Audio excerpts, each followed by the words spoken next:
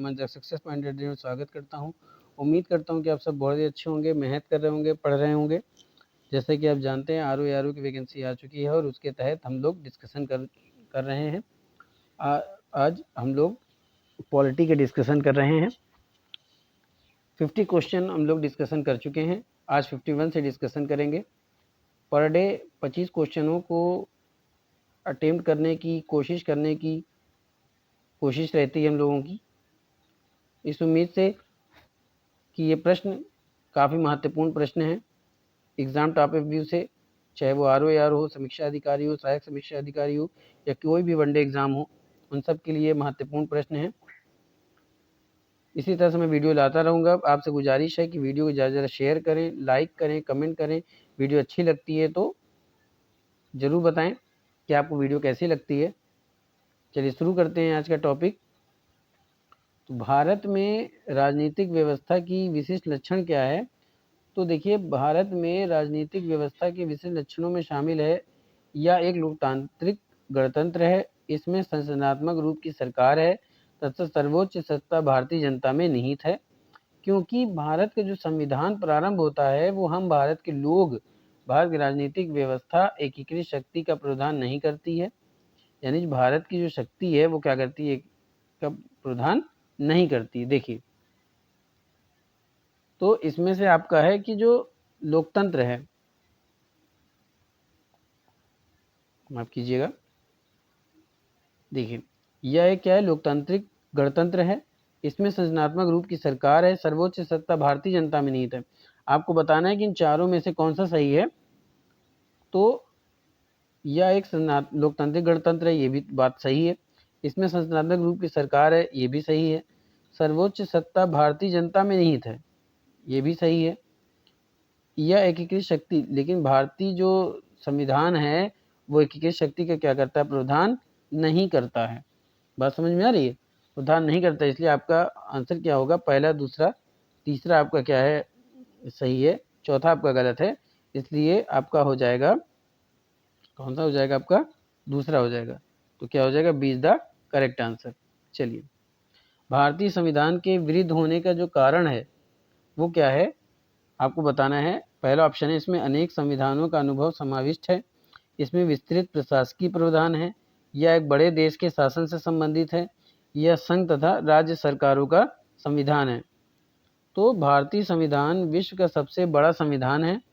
इसके बड़े होने का जो मुख्य कारण है वो यह है कि इसमें संघ एवं राज्यों से संबंधित जितने भी प्रावधान हैं सब शामिल किए गए हैं, जबकि संयुक्त राष्ट्र अमेरिका जैसे देशों को राज्यों एवं संघ के अपने अपने अलग संविधान हैं। बात समझ में आ रही है? तो अगर हम भारतीय संविधान की बात करते हैं तो इसमें संघ और राज्य सरकारों का संविधान, यही कारण है कि इसके संघ और राज्य सरकारों का संविधान है। तो डी आपका क्या हो जाएगा, करेक्ट आंसर हो जाएगा। चलिए आगे चलते हैं। निम्नलिखित में से कौन एक युग्म में सही सुमेलित है, को बताना है। संविधान का दूसरा भाग मौलिक अधिकार से संबंधित है, संविधान का तीसरा भाग नागरिकता से संबंधित है, संविधान का चौथा भाग मौलिक कर्तव्य से संबंधित है, संविधान का पांचवा भाग राज्य के नीति निर्देशक सिद्धांत से संबंधित है। तो दोस्तों, ये जो संबंधित है, तो ये संबंधित है आपका संविधान के चौथे यानी मौलिक कर्तव्य से। देखिए, दूसरा भाग जो है वो नागरिकता से संबंधित है, ये दूसरा है वो मौलिक अधिकार से नहीं, नागरिकता से संबंधित है। जो तीसरा भाग है वो आपका मौलिक अधिकार से नहीं, जो आपका तीसरा भाग है वो नागरिकता से संबंधित नहीं है बल्कि मौलिक अधिकारों से संबंधित है, इसलिए ये भी गलत है। संविधान का पांचवा भाग राज्य की नीति निर्देशक तत्व से संबंधित नहीं है, पांचवा भाग किससे संबंधित है, संघ से संबंधित है, इसलिए ये भी गलत है। इसलिए आपका सी क्या हो जाएगा, करेक्ट आंसर हो जाएगा। निम्नलिखित में से कौन सा एक पंचशील का सिद्धांत नहीं है? गुट निरपेक्षता, शांतिपूर्ण सहअस्तित्व, एक दूसरे की भूभागीय अखंडता और प्रभुता का पारस्परिक सम्मान, एक दूसरे के आंतरिक मामलों में पारस्परिक हस्तक्षेप। इन चारों में से कौन सा सही है, कमेंट करके बताइएगा। तो ये है आपका गुट निरपेक्षता, तो ये क्या हो जाएगा आपका करेक्ट आंसर हो जाएगा। इसमें और क्या क्या आता है, आपके अनाक्रमण आते हैं, परस्पर लाभ तथा समानता आती है, शांतिपूर्ण सहअस्तित्व आता है, एक दूसरे के आंतरिक मामलों में हस्तक्षेप न करना। चलिए आगे चलते हैं। भारतीय संघवाद को सहकारी संघवाद किसने कहा था? किसने कहा था बताइए? जे ऑस्टिन ने कहा था, केसी वियर ने कहा था, सर आइवर जेनिंग्स ने कहा था या डी बोस ने कहा था? तो बच्चों इसका जो आंसर हो जाएगा वो आपका हो जाएगा जी ऑस्टिन ने कहा था। तो ए इज द करेक्ट आंसर। किसने कहा था कि भारत अर्ध संगठनात्मक राज्य है? के ऑप्शन है Herald Laski, Ivor Jennings, Lord Bryce और केसी वियर। तो ये जो किसने भारत अर्ध संगठनात्मक राज्य है ये कहा था, क्योंकि जो वेयर थे यानी जो केसी वेयर थे उन्होंने क्या कहा था कि जो संविधान को एकीकृत राष्ट्र का निर्माण करने वाला बताया था, बाद में उन्होंने अपने विचारों को संशोधित करते हुए ये कहा था कि भारतीय संविधान अर्ध संगठनात्मक है। किसने कहा था? तो ये कहा था वेयर ने। किसने कहा था? वेयर ने। तो आपका डी हो जाएगा करेक्ट आंसर। चलिए, निम्नलिखित में से किसी एक का कथन है कि संविधान को संगठनात्मक के तंग ढांचे में नहीं ढाला जा सकता, किसके अनुसार? डीबी बोस, के मुंशी, भीमराव अम्बेडकर या के अय्यर?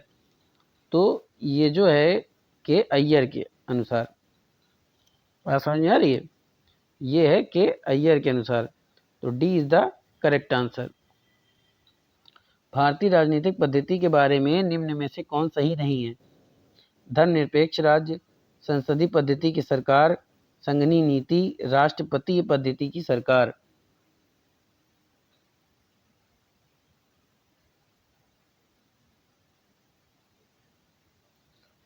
माफ करिएगा दोस्तों, निम्नलिखित में से किस एक का कथन है संविधान को संगठनात्मक के तंग ढांचे में नहीं ढाला जा सकता है? तो मेरे हिसाब से ये आपका डी नहीं, आपका सी इज द करेक्ट आंसर होना चाहिए, क्योंकि भीमराव अंबेडकर ने ये चीज दिया था, ना कि अय्यर ने। तो सी इज द करेक्ट आंसर। क्या हो जाएगा आपका 56वां का जो आंसर हो जाएगा वो आपका सी इज द करेक्ट आंसर हो जाएगा। भारतीय राजनीतिक पद्धति के बारे में बात करें तो ये किसका था? तो ये पद्धति जो गलत है वो कौन सी सही है? देखिए, धर्मनिरपेक्ष भी सही है, निरपेक्ष विशेष संसदीय पद्धति की सरकार है, संघीय राष्ट्रपति पद्धति पर नहीं है, राष्ट्रपति के अनुसार नहीं है। तो ये क्या हो जाएगा? D is the correct answer. बात समझ में आ रही है? ये कौन सा पूछा है कि कौन सा नहीं है, बाकी ये दोनों तो है ही हैं। बात समझ आ रही है? तो इस आंसर के हिसाब से आपका D is the correct answer हो जाएगा। भारतीय संविधान में कितने आर्टिकल हैं? तो भारतीय आर्टिकल कितने हैं? 400 से अधिक। तो सी इज द करेक्ट आंसर। भारतीय संविधान के आरंभ में कितने अनुच्छेद थे? तो ये थे 395। कितने थे? 395। तो सी इज द करेक्ट आंसर। वर्तमान में भारतीय संविधान में गणना की दृष्टि से कुल कितने अनुच्छेद अनुसूचियां हैं? तो ये आपके हैं 395 अनुच्छेद और 12 अनुसूचियां। तो B is the correct answer. भारतीय संविधान विभक्त है कितने अध्यायों में? बताना कितने अध्यायों में विभक्त है? तो ये 22 अध्यायों में विभक्त है। सी इज द करेक्ट आंसर। भारतीय संविधान के निम्न में दी गई इन सूचियों में से कौन सी एक राज्य के नाम की सूची तथा उसके राज्य क्षेत्र का ब्यौरा देती है? तो ये आपकी बताइए, पहली, दूसरी, तीसरी या चौथी? तो इन चारों में आप जो अनुसूची है आपके नाम और उसके राज्य क्षेत्र का जो ब्यौरा देती है वो आपका है पहली अनुसूची। तो ए इज द क्या हो जाएगा? Correct answer. भारतीय संविधान में कुल कितनी अनुसूचियां हैं? तो ये 12 अनुसूचियां हैं। कितनी अनुसूचियां हैं? 12 अनुसूचियां। तो ए इज द करेक्ट आंसर। भारतीय संविधान में कुल कितने भाग हैं? तो ये जो भाग हैं दोस्तों ये है आपका 22 भाग हैं। 22 भाग के हिसाब से कितना है आपका? सी। तो क्या हो जाएगा आपका? सी हो जाएगा is the correct answer. Bharat के संविधान के अंतर्गत आर्थिक योजना का विषय है। आर्थिक योजना का विषय है। बस समझ आ रही है? क्या है कि आर्थिक योजना का विषय है। राज्य सूची में, संघ सूची में, समवर्ती सूची में, किसी भी सूची में सम्मिलित नहीं है। तो ये आपका क्या हो जाएगा, समवर्ती सूची में शामिल किया गया है आर्थिक योजना को, तो क्या हो जाएगा आपका B is the correct answer हो जाएगा। आर्थिक नियोजन भारतीय संविधान की किस सूची में सम्मिलित है? आर्थिक नियोजन की बात हो रही है, किस सूची में सम्मिलित है? संघ सूची में, समवर्ती सूची में, विशेष सूची में या राज्य सूची में? तो ये जो आपका 66वां है आर्थिक नियोजन, ये आपका सम्मिलित है दोस्तों समवर्ती सूची में, यानी कि बी इज द क्या हो जाएगा आपका करेक्ट आंसर हो जाएगा। चलिए, भारतीय संविधान की 10वीं अनुसूची किससे संबंधित है? तो ये जो 10वीं अनुसूची है ये संबंधित है आपके दल बेदल विरोधी कानून से। तो डी इज द क्या हो जाएगा करेक्ट आंसर हो जाएगा। संविधान की अनुसूची 6ठी अनुसूची किस राज्य से संबंध लागू नहीं है? आपको बताएं कौन से में लागू नहीं होती है, असम, त्रिपुरा, मेघालय या फिर मणिपुर? तो आपका आंसर हो जाएगा मणिपुर, यानी D is the correct answer. जो भारतीय संविधान की अनुसूची 6 है वो मणिपुर पे लागू नहीं होती है। भारतीय संविधान की 7वीं अनुसूची के अंतर्गत संघ सूची में निम्नलिखित में से कौन किसका उल्लेख नहीं किया गया है? बैंकिंग का, बीमा का, जनगणना का या फिर गैस का? तो देखिए इसमें से बैंकिंग का तो नहीं किया गया है, बीमा का भी नहीं किया गया है, मतलब भारतीय संविधान की अनुसूची में कौन किसका उल्लेख नहीं किया गया है, माफ़ कीजिएगा। तो ये आपका बैंकिंग में किया गया है, बीमा में किया गया है, जनगणना में किया गया, पर गैस में नहीं किया गया। तो डी क्या हो जाएगा आपका करेक्ट आंसर हो जाएगा। संविधान की 7वीं अनुसूची के अंतर्गत राज्य सूची में निम्न में से किसका उल्लेख किया गया है? बताइए, शिक्षा का, रेल, विद्युत का, रेलवे पुलिस का या वन का? तो इसमें आपका किया गया है 7वीं अनुसूची में, यानी राज्य सूची का विषय कौन सा है आपका रेलवे पुलिस। तो सी क्या हो जाएगा आपका करेक्ट आंसर हो जाएगा। सरकारों के द्वारा शुल्क एवं कर लगाने का अधिकार संविधान की किस अनुसूची में उल्लेख किया गया है? तो 6वीं अनुसूची, 7वीं अनुसूची, 9वीं अनुसूची या फिर 11वीं अनुसूची? तो ये किया गया है आपकी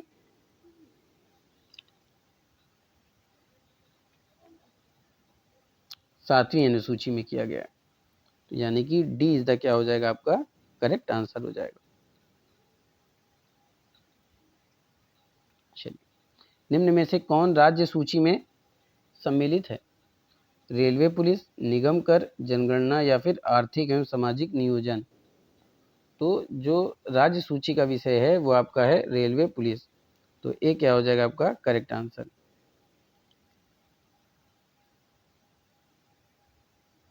जनगणना जो है वो आपकी संघ सूची का विषय है। बस समझ में आ रही है?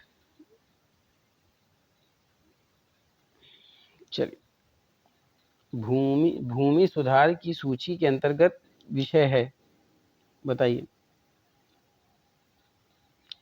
भूमि सुधार की सूची के अंतर्गत विषय है संघ सूची, राज्य सूची, समवर्ती सूची या इनमें से कोई नहीं?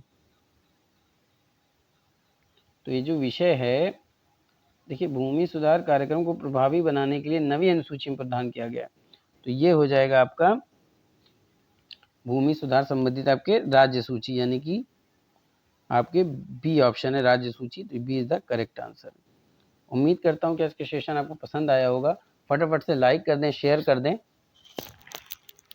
देखिए लाइक करेंगे, शेयर करते रहेंगे तो हमारा भी मनोबल बढ़ेगा और हम अच्छे से अच्छी वीडियो आपके सामने लाएंगे। ये सब महत्वपूर्ण प्रश्नों की श्रृंखला है और ये महत्वपूर्ण प्रश्न श्रृंखला जो है ये आपके भारतीय राज्य व्यवस्था से संबंधित है। चलिए फिर मिलते हैं, अगले टॉपिक को आगे बढ़ाएंगे, अगले क्वेश्चन। तब तक के लिए जय हिंद, थैंक यू।